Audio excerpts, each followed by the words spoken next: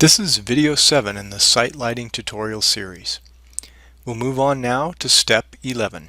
Add a separate statistical area. It is common in site lighting to have a need to separately summarize results for a specific portion of the project. AGI32 does this using the statistical area command.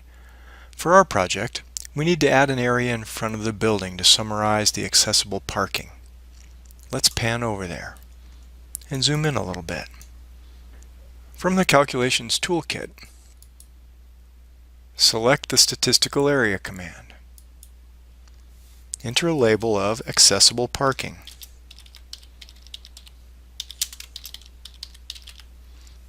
We'll accept the defaults. Click OK to draw the statistical area. You may want to disable the Snap To command and turn on the Ortho command.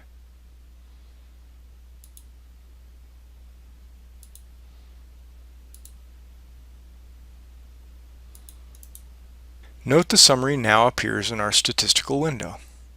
There's also a small label dropped on the drawing adjacent to the first point that you click to start the statistical area. We can enlarge this label, move it, or turn it off altogether. Use the Edit Statistical Area command. Select the polygon. Click on the Labeling button. Change the text size to 3. That's 3 scaled feet. Click OK, and OK again. Let's move the label. Using the Edit Statistical Area command again, click on the pull-down menu. Select Move Label. Click anywhere on the label. And then a point to move to. You may want to turn off the Ortho command.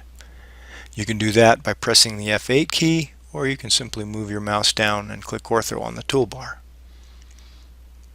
Let's drop our label right over here to the left side of the parking area. We can make it a bubble note. Let's go to the Drawing and Schedules toolkit, and let's click on a circle. Put the center point in the middle of the note. Enlarge the circle. Let's draw a leader. Click on the Line command. Click somewhere on the circle. Draw the leader over to the polygon. Click again. Right-click to terminate. It's a pretty easy way to make a bubble note. Step 12. Add luminaire labels and numbers. To help others read our work, it's usually necessary to label the pole locations on the project. AGI32 has several options, and you may find personal preferences to make your output just how you like it. We'll not cover them all here, but please do experiment on your own. From the Luminaire toolkit, select the Labels command.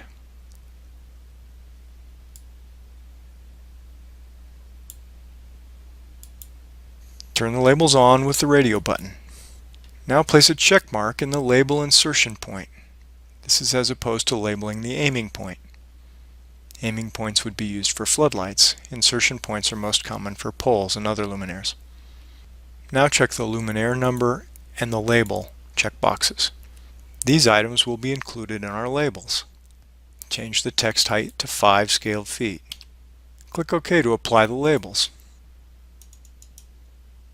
You can now see we have a label adjacent to every luminaire location.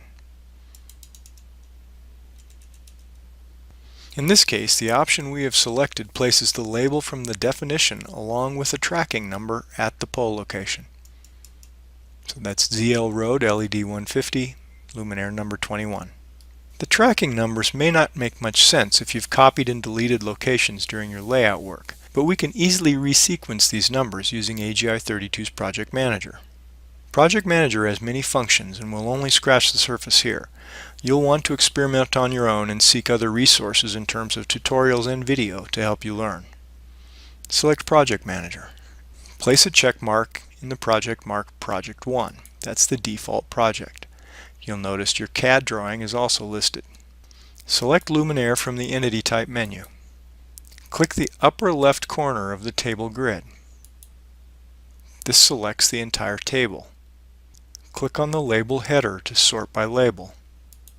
Now right-click anywhere in the list to bring up a selection menu. Select Renumber and start with 1.